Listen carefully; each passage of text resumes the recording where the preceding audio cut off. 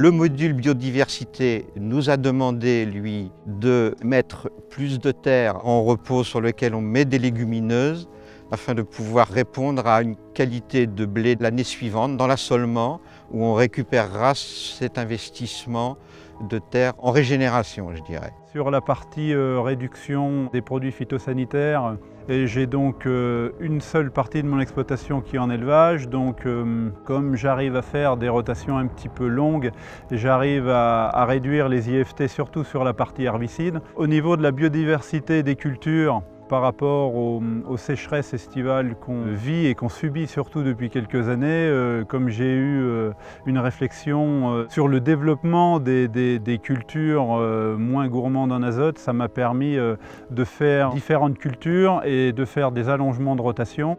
Entrer dans la démarche HVE a nécessité pour moi de faire quelques améliorations, entre guillemets, notamment au niveau des pratiques culturales, sur deux aspects, la partie fongicide, donc traitement de la vigne et protection de la vigne contre certaines maladies comme le mildiou ou l'oïdium, mais aussi le travail du sol qui vise à remplacer le désherbage chimique. Alors c'était pour moi un challenge en soi, puisque forcément agir sur des fongicides, donc la protection de la vigne, vise à utiliser moins de produits et surtout des produits plus respectueux de l'environnement.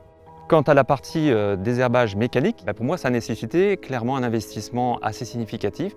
Mais une des raisons aussi d'acquérir cette certification, c'était de montrer que nos pratiques courantes étaient déjà très proches. La gestion de l'eau, on utilise déjà des tensiomètres, on a déjà une ressource volumétrique comptabilisée, on a des pratiques qui tiennent compte des besoins en eau des plantes.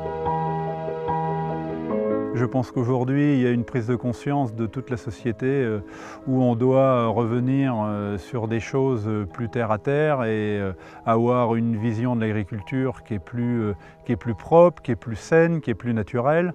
Donc après, aujourd'hui, la filière bio existe. Tous les agriculteurs ne sont pas forcément prêts à passer en agriculture biologique par conviction et aussi par manque de moyens sur l'exploitation. Toutes les exploitations ne peuvent pas rentrer en agriculture biologique. Je pense que HVE est peut-être le bon compromis. Je me suis inscrit dès le départ dans une démarche environnementale. Ensuite, il y a plusieurs labels qui existent, dont certains sont très exigeants. Et pour moi qui ai repris le domaine il y a 3 ans, atteindre directement la démarche bio me semblait, je dirais, assez risqué d'un point de vue conduite culturelle. C'est pour ça que je suis très adepte d'une manière générale à la politique d'améliorer l'exploitation point par point et de ne pas révolutionner tout d'un coup. Et pour moi, la démarche HVE se trouve être la démarche la plus proche des pratiques que j'avais historiquement, que j'avais instaurées.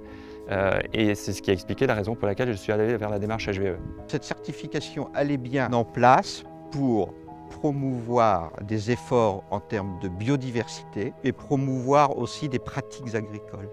Donc d'abord, ça demande du travail, ça demande en effet des prises de risques et ça demande aussi d'intégrer tous les maillons de la filière. Il y a de la valeur qui doit se créer dans cette filière et je me suis dit que le meilleur moyen de capter cette valeur, c'était moi-même de la créer dès la base.